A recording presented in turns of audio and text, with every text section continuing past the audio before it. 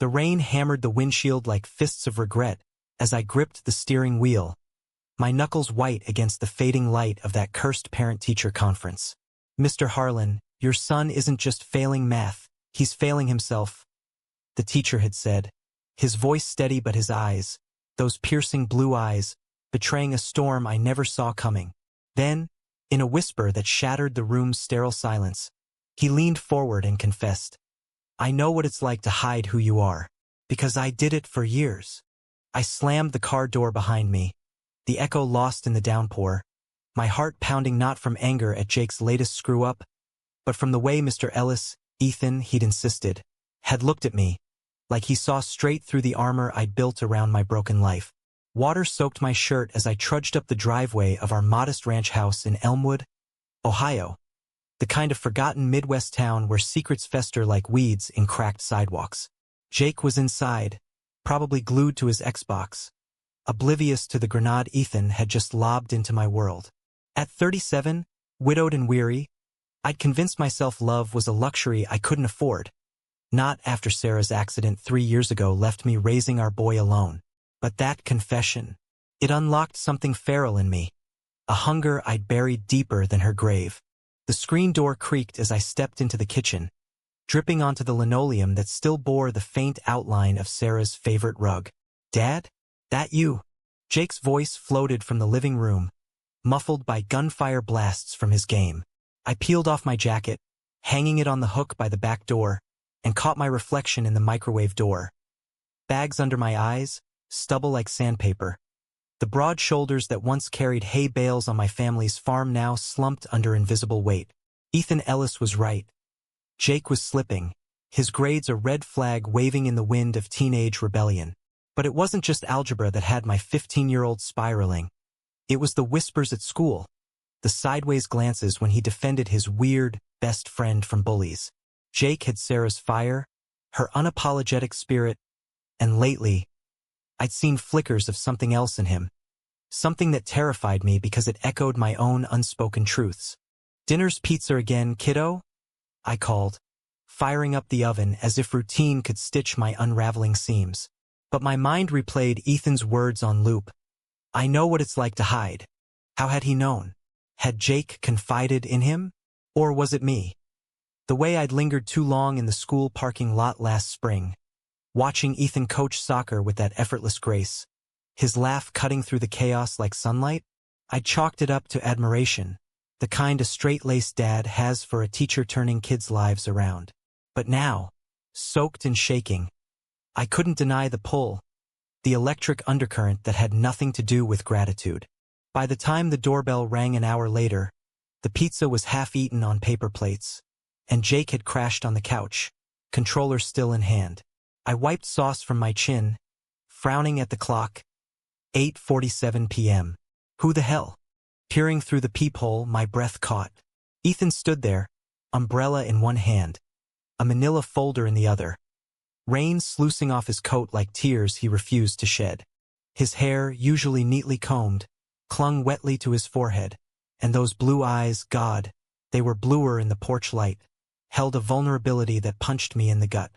"Mr. Harlan, Alex, right? Sorry to barge in like this." His voice was softer without the conference room's fluorescent buzz, laced with an apology that made my chest tighten.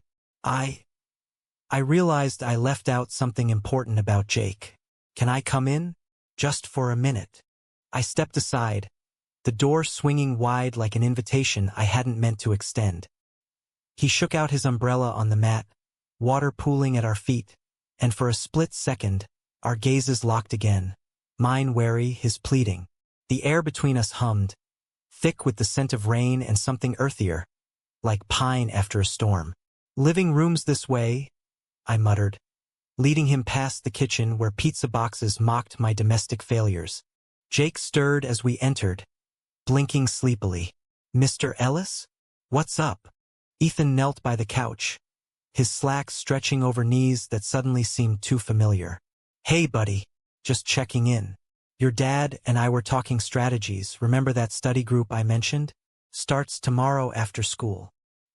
His hand clapped Jake's shoulder, light but lingering, And I swear the kid's face lit up like it hadn't in months.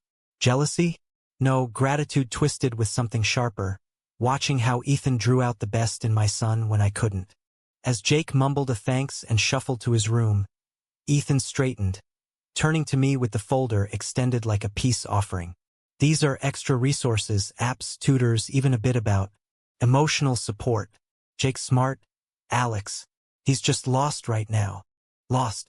The word hung heavy, mirroring my own drift since Sarah's sedan hydroplaned off Route 23, leaving me adrift in a sea of PDA meetings and mortgage payments. I took the folder, our fingers brushing, accidental, electric. Why'd you come all this way in this mess? Could've emailed. He shifted, glancing at the family photo on the mantel. Sarah beaming, Jake gap-toothed at 8, me awkward in a tie. Because emails are easy to ignore, and because I meant what I said earlier. About hiding.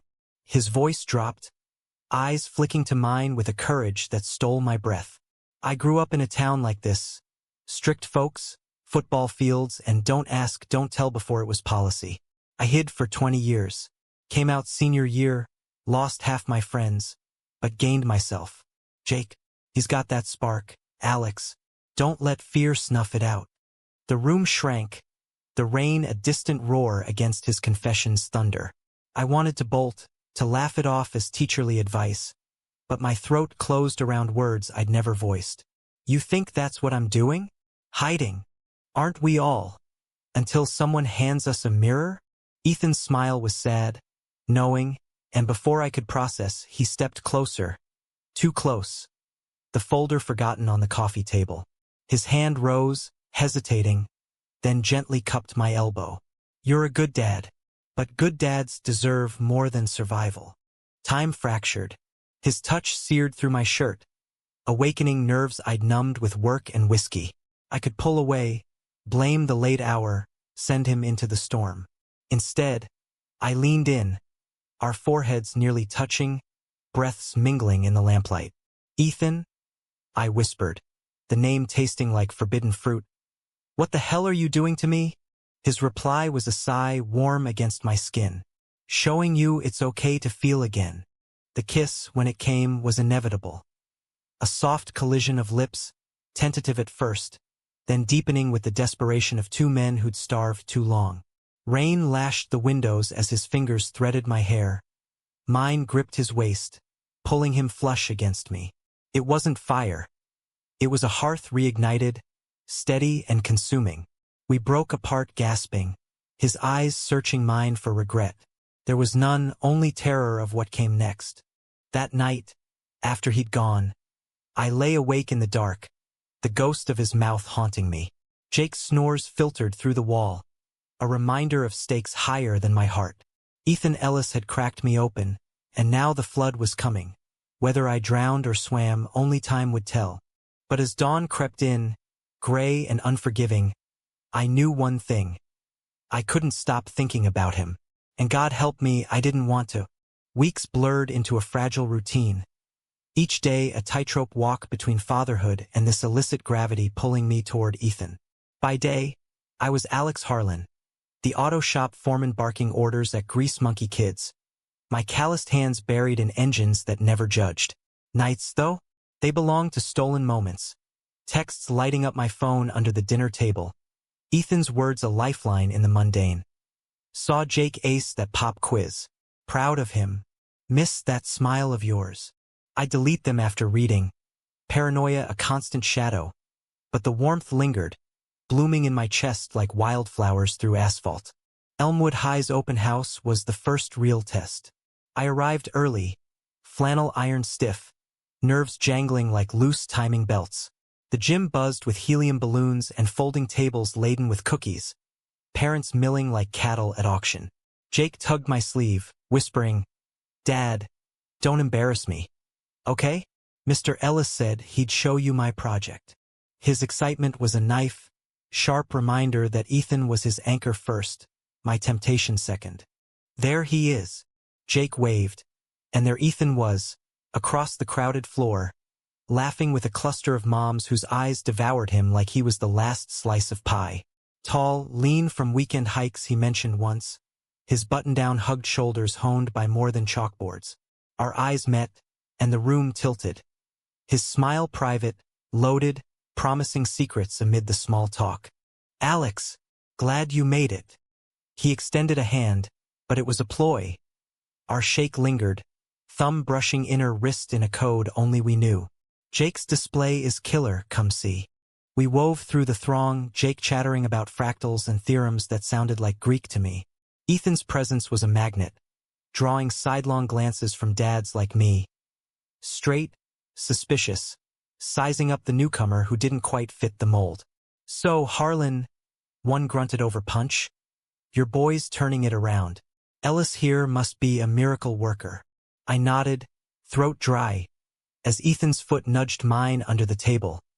Accidental? Never. Later, in the hallway shadows where fluorescent buzz masked whispers, he cornered me by the water fountain. "You look good tonight. Less haunted."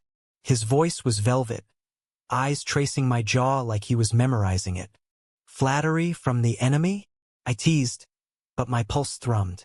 "Jake adores you, makes this complicated."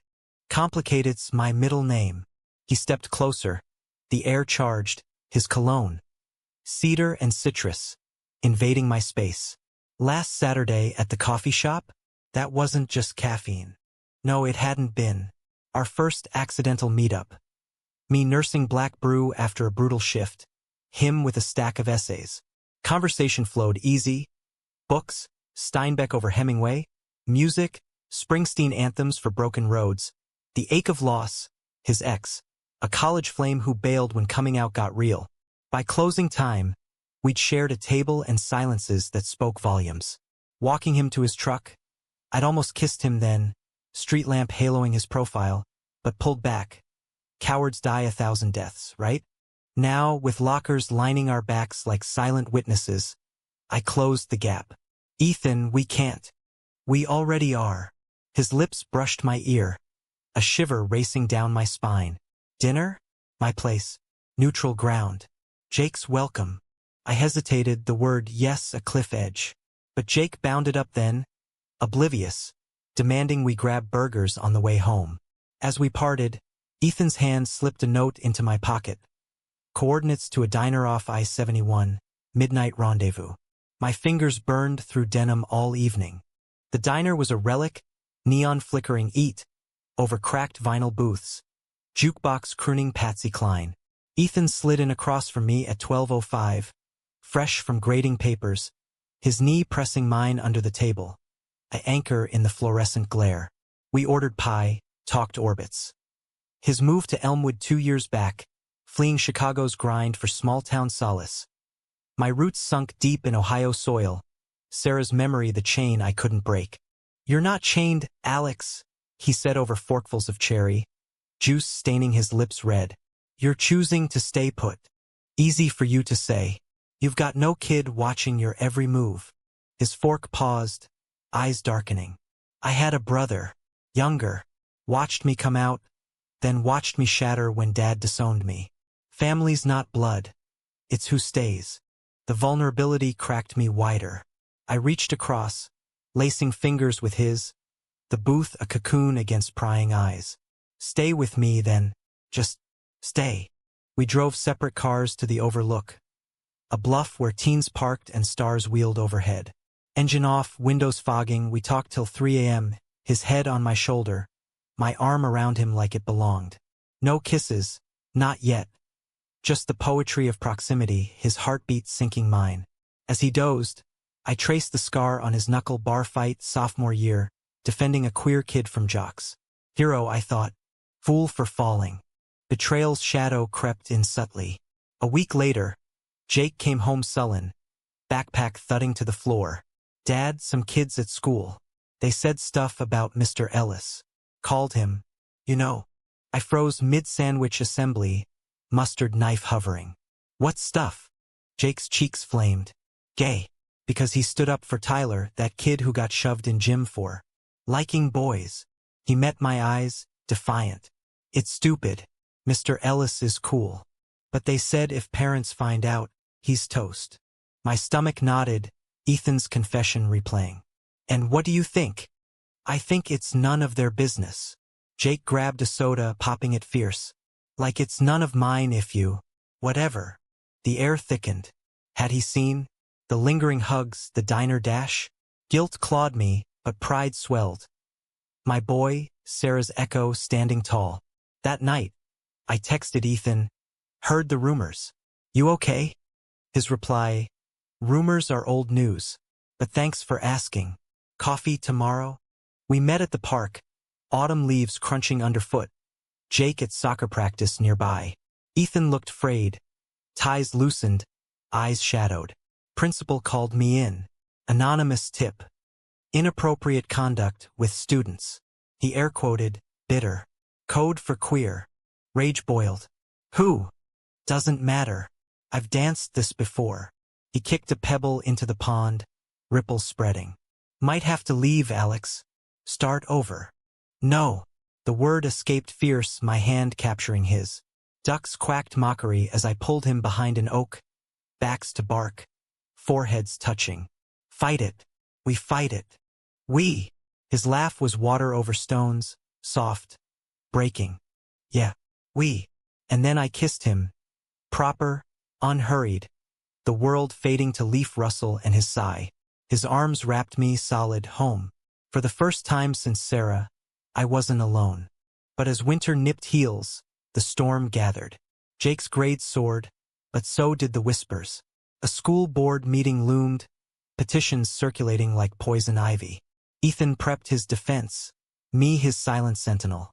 Love, it seemed, was a battlefield and we were charging blind. One frosty evening, post-dinner walk, Jake dropped the bomb. Dad? You like Mr. Ellis, don't you? Like, more than a teacher. I stopped dead, breath fogging between us. What makes you say that? He shrugged, hands in pockets. Saw you guys at the park. Looked happy. No accusation, just curiosity, Sarah's open heart in his eyes. Swallowing hard, I nodded. Yeah, buddy. I do. Cool. He punched my arm light. He's good for you. Just don't screw it up. Laughter bubbled, relief flooding. But as stars pricked the sky, my phone buzzed. A text from an unknown. Stay away from Ellis, or Jake pays. The threat chilled deeper than frost. Betrayal had a face now, lurking in Elmwood's veins. And it was coming for us all. The anonymous text burned a hole in my pocket all night. A venomous spider spinning webs of dread. I didn't tell Ethan, not yet. Instead, I double-checked locks, parked closer to school drop-offs, my world shrinking to hypervigilance. Elmwood, with its white pickets and Friday fish fries, had always felt like a safe harbor. Now it was a shark tank, jaws circling the man who'd thawed my frozen heart. School board meeting was a circus. Folding chairs in the library, air thick with coffee and cologne, parents clutching agendas like shields. Ethan sat up front, poised in a navy blazer, his knee bouncing under the table where I claimed the seat beside him. Jake was home with a neighbor, oblivious to the guillotine hovering. You sure about this? I murmured as the gavel cracked. Have to be. His hand found mine under the tablecloth, brief, bolstering. For the kids. For us. The accusations flew like arrows. Inappropriate role model, one dad bellowed, red-faced from his third styrofoam cup, pushing agendas on our boys. A mom, pearls clutched, cited biblical values, her voice shrill as feedback. Ethan rose, calm as a lake at dawn, dismantling myths with facts. Test scores up 20%, dropout rates down. His record spotless save for that Chicago parking ticket from a decade ago. And personal life? The board chair probed, eyes narrowing. Any influences on students? Ethan's gaze swept the room, landing on me. A flicker of steel. My life is an open book. I've mentored dozens, including those facing bullying for who they are. If that's a crime in Elmwood, then lock me up. Applause rippled. Tentative from allies, thunderous from the back where queer parents hid. But as votes tallied, 5-4 retain, the chair pulled Ethan aside, murmurs low. I caught fragments. Complaint filed. Investigation. Tread light. Outside, under sodium lamps buzzing like angry bees. Ethan sagged against my truck. Close one. Too close. I pulled him into a hug. Public be damned. His body fitting mine like puzzle lost years. That text I got? It's real. Someone's gunning for you. His face paled. Show me. We huddled in the cab, engine humming heat, as I forwarded the poison. Ethan's jaw clenched. Troy Whitaker, ex-football coach, board sympathizer. His kids in my class. Caught him harassing Jake last month. Payback. Fury ignited. I'll handle it. No. Ethan's hand on my thigh steadied me. We report it. Together. The police station was a fluorescent purgatory. Detective Ruiz, a no-nonsense Latina with a stare like lasers, taking notes as we spilled. Harassment serious, especially with a minor involved, she said, eyeing Jake's name. We'll pull CCTV from the school lot, trace the burner. But Harlan, watch your back. Small towns breed big grudges. Grudges. The word echoed as I drove Ethan home. His apartment a third-floor walk-up over a laundromat, bookshelves groaning with Kerouac and Baldwin. Inside, it smelled of sage and fresh linen, a world away from my bachelor clutter. Stay, he urged, kettle whistling as tea steeped. Just tonight. I did. We curled on his couch, a quilt from his grandma draped over us, trading stories till dawn teased curtains. He spoke of foster care after his dad's rage, bouncing homes till college scholarship saved him. I confessed the guilt gnawing since Sarah. How I'd prayed away boy crushes in high school, married her to fix it, only to love her fiercely but wonder what if. You're not broken, Alex, he whispered, fingers tracing my collarbone. You're blooming late, that's all. Our kisses that night were maps, exploring uncharted territories with reverence, no rush, just the sacred act of two souls aligning. His skin under my palms was silk over muscle, breaths sinking in rhythm older than time. We fell asleep tangled, his heartbeat my lullaby, the world outside a distant rumble. Morning brought normalcy's facade. Coffee black, toast buttered, Jake's text checking in. But as Ethan dressed for school, his phone chimed. An email from the district. Suspension pending review. Allegations of misconduct. My mug shattered on the tile. They can't. They can. He knelt, gathering shards, his touch on my hand a bomb. It's Whitaker. He's got pull. Suspension hit like a sucker punch. Ethan vanished from classrooms, Jake's texts pleading, "Where's Mr. E? Math's boring without him." I covered shifts at the shop doubled, grease my armor. But nights? They were vigils, poring over Ruiz's updates, nothing yet. Pacing floors as Ethan job hunted online, his optimism fraying like old rope. The betrayal deepened mid-December, snow blanketing Elmwood in hush. Jake's winter concert, band geeks tooting jingle bells, packed the auditorium. I sat front row, Ethan beside me incognito in beanie and scarf. Midway through Silent Night, my phone vibrated. A photo, time-stamped yesterday. Ethan, laughing with a colleague at the faculty lounge. Innocent. Caption. Teacher's pet? Ask your boy. Rage blinded. Whitaker, I growled, bolting mid-song. Ethan followed, weaving through milling crowd. Alex, wait.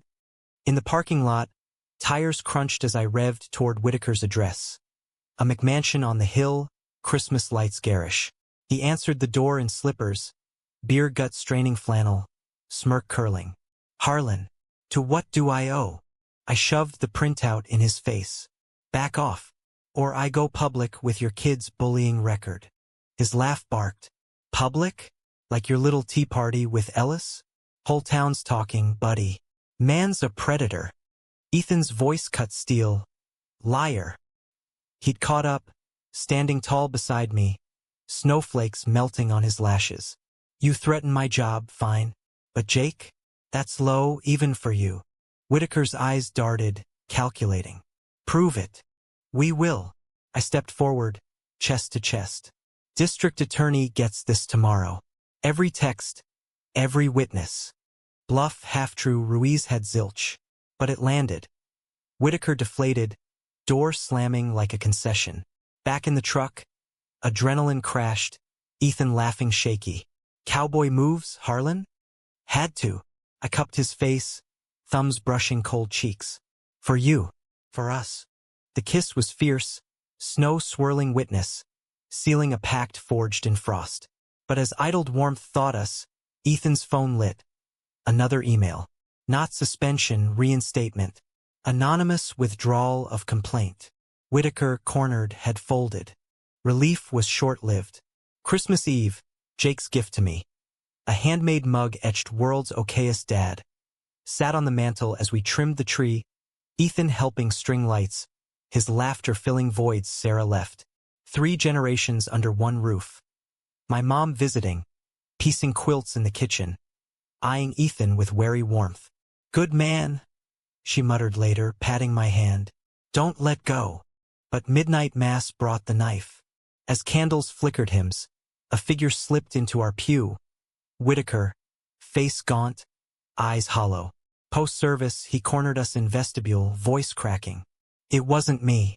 The threats. Liar or pawn? Then who? I demanded. Jake huddled close. My wife. Shame twisted him. Found out about.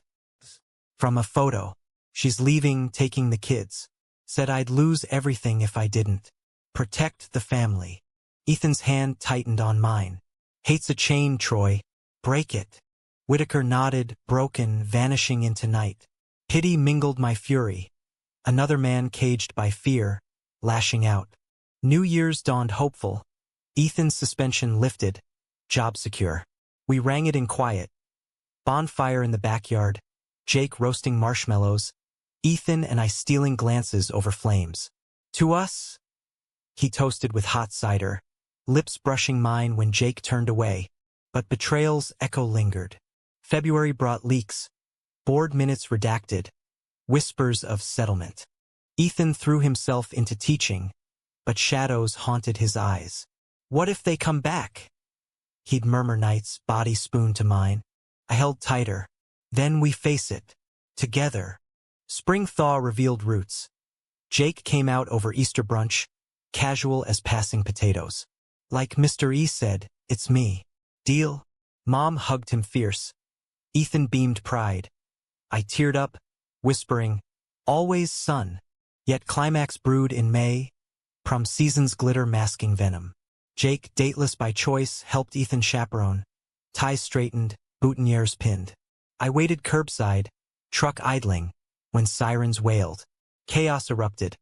Fight in the lot, Tyler. The bullied kid, bloodied. Whitaker's son swinging fists. We rushed in, Ethan pulling Jake back, me tackling the aggressor. Punches landed, mine clean on jaw before security swarmed. In the melee's aftermath, Whitaker appeared, face ashen. Not my boy, he snapped. Heard rumors about your family. Ruiz arrived, cuffs clicking. Assault on minor. You're done, kid. As blue lights painted night, Ethan's arm around Jake steadied us. Betrayal's architect? Whitaker's wife, radicalized online, feeding son lies till he erupted. She confessed later, jealousy, fear, a marriage crumbling under her bigotry. The fallout was cathartic. Charges dropped for counseling, Whitaker family splintering toward therapy. Ethan testified, voice steady, hate taught in homes breeds monsters. Education heals. Summer solstice, we stood on that overlook, Jake off at camp, world hours. You saved me, Ethan said, ring box in palm. A simple band, promise etched. No, I countered, slipping it on. We saved each other. Love, it turned out, wasn't a battlefield one, but a garden tended, weeds pulled daily. In Elmwood's heart, we'd planted roots, deep and defiant. Autumn returned like an old friend, leaves carpeting Elmwood in crimson and gold. The air crisp with promise rather than peril. Jake thrived, varsity mathlete now. His laughter echoing halls where once it hid. Ethan and I, we built slow, deliberate. Sunday hikes in Hocking Hills, hands clasped over picnic spreads. Quiet evenings with takeout and true crime docs, his head in my lap as I carted fingers through his hair. Mom called us the boys, baking pies double-crusted, her quilts now draped over our bed. A king size we shared post-graduation, Jake's blessing a college fund boost. But peace, in stories like ours, is the setup for the storm's encore. It hit October, harvest moon full and mocking, when Ethan's past clawed back from Chicago's shadows. A letter arrived, forwarded from his old address. Manila envelope, postmark faded, contents a dagger, court summons. Paternity suit, he read aloud. Voice hollow in our kitchen, coffee going cold. From Derek. My ex. Derek. The name I'd glimpsed in stories, fiery artist. The one who fled when Ethan's teaching dreams meant suburbia. What the hell? I snatched the paper, legalese blurring. Claim for child support, alleging a son conceived via donor during their reconciliation 4 years back. You never mentioned. I didn't know. Ethan's chair scraped back, pacing linoleum like a caged wolf. We split messy accusations, no contact. If it's true. God. Alex. The room spun. Betrayal anew, not his but fate's cruel jest. Jake banged and then, backpack slung. Oblivious. What's with the faces? Zombie apocalypse. Ethan forced a smile, tucking papers away. Adult stuff, kiddo. Burgers tonight. Jake eyed us, wise beyond years. Cool. But talk it out, yeah? You two are gross when tense. Alone post-dinner, we drove aimless. Country roads winding past cornfields skeletal in moonlight. Tell me everything, I urged, hand on his thigh, steady as we could. He exhaled, story unraveling. Derek, post-breakup, spiraling into parties, anonymous hookups. A one-night stand, embryo bank mix-up, or lie? He ghosted after. Now this $50K retro plus ongoing. Says DNA proves it. And you believe him? Eyes on stars streaking past, Ethan whispered. I have to check. For the boy. The clinic in Columbus was sterile hell. Swabs and signatures. Waiting room magazines curling at edges. We held hands under armrests. My thumb circling his wedding band. Vowing silent. Whatever, we'd weather. Results came swift. Brutal match. 82%. A son, 3 years old, named Riley. Toddler photos attached, curls like Ethan's, eyes a stranger's green. Nausea hit. What now? I managed as Ethan stared numb. Meet him. Resolve hardened his jaw. Be dad if he'll let me. Derek's apartment was a loft in Wicker Park. Exposed brick, canvases splashed chaos. A nanny wrangling the boy amid toys. Derek answered smirking, leaner than photos, tattoos snaking arms. Ethan. Been a while. Cut the shit. Ethan's grip crushed mine. Why now? Money's tight. Riley's mine legally, but you donated, so. Equity. Derek's gaze flicked dismissive over me. Brought the arm candy? Fiancé. I corrected, voice low thunder. And back off. Riley toddled over then. Chubby fists clutching blocks. Peering up with curiosity that pierced. Hi. Ethan knelt, voice cracking. I'm a friend. The boy beamed, offering a block, blue, like Ethan's eyes. Hour blurred. Playtime puzzles, Derek hovering awkward, revelations spilling. Was surrogacy, he admitted over lukewarm beer. Your sample, my egg pick. Thought we'd co-parent. Then you bailed. I didn't know. Ethan's anguish was visceral. You never told. Feared you'd run. Derek's laugh bitter. Guess I was right. Driving back, Riley's photo on dash, silence heavy. You're leaving, I stated, not question. Ethan's head snapped. What? No, Alex, this changes nothing. Us. Everything. Tears stung, unwelcome. A kid? Full-time? Our life's here. Jake. The house, stability. He pulled over, gravel crunching, pulling me across console. Then we adapt. Bring him here. Weekends first. Family's not fixed. It's forged. Logic warred heart. I saw Jake's face, the brother he'd gain. Ethan's joy, dimmed too long. Okay. I breathed. but slow. And Derek. Monitored visitation. Court-ordered. Legal dance ensued. Lawyers? Mediations? Derek's resistance crumbling under evidence of neglect. Bar tabs over bottles. Nannies cycling. By Thanksgiving, Riley visited, wide-eyed at turkey. Jake's gentle giant. Building forts from couch cushions. "Uncle Jake!" the toddler lisped, and my boy melted. Teaching blocks with patience Sarah would have loved. But climax crested Christmas. Derek's desperation peaking. Drunk dial 2 a.m. Take him full. Can't anymore. Crash. Tires on ice. Loft empty save Riley wailing in crib. Derek totaled. Hospitalized. Custody relinquished in haze of regret. We flew north, Ethan white-knuckled beside me. Jake minding farm cats. Hospital reunion. Derek bandaged. Contrite. "Sorry, man. Love him, but..." Drowning. Handoff papers signed. Riley bundled into our arms. Ours now legally, emotionally. Back in Elmwood, snow blanketing runways, we introduced him home. Tree aglow, mom cooing over pie. Jake scooped the boy, twirling till giggles peeled. Ethan and I watched from doorway, his head on my shoulder. "Scared?" I asked. Terrified. His kiss was salt-sweet. "But with you? Ready." Spring bloomed reconciliation. Derek rehabbed, visits supervised, tentative bridges over chasms. Riley thrived. First steps in our yard. Words mangled but magic. "Daddy, daddy." Jake mentored. Ethan parented with grace I'd envied. Me? I learned love's elasticity. Stretching to hold more, never tearing. Betrayal scars faded. Whitaker's family healed in therapy circles. Ethan's past. No longer specter but chapter. We married quiet courthouse. Then backyard vows under oaks. Jake best man. Riley ring bearer in tiny suspenders. Mom officiating with tears. Years later, at Riley's 5th birthday. Balloons bobbing. Cake smeared on chins.